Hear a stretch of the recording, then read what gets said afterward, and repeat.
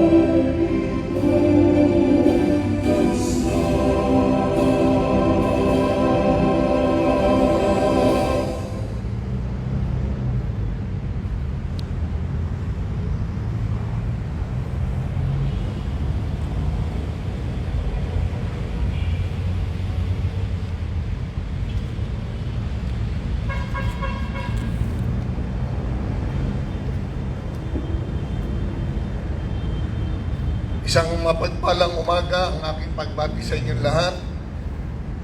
Ang magaling at masipag na pinuno ng Manila Police District, General Francisco, ang mabait na presidente ng pamantasan ng Maynila,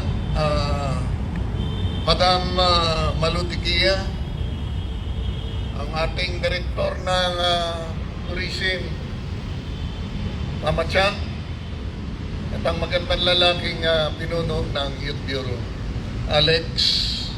At sa inyo lahat, isa pong maganda at mapagpalang umaga ang aking pagbati na kung hindi man po natin nakasama ang ating alkalde at vice-alkalde ngayong umaga, umasa kayo na ang kanilang isip at puso ay kapiling natin. Ito ang huling linggo ng taong 2020 at mapalad ang lungsod ng Maynila sa naging magandang lakad at takbo ng pamahalaan lungsod ng Maynila. Malaki ang ipinagbago at ibinuti ng lungsod ng Maynila na dapat nating lahat ay pasalamatan. Magtatapos ang taong ito na sana ang ating panalangin maging tahimik, maayos at maaliwalas na lungsod, at sasalubungin natin ang 2021 ng mas masigasig at mas maayos na paglilingkod tulad ng laging ipinapangako ng ating dakilang alkalde.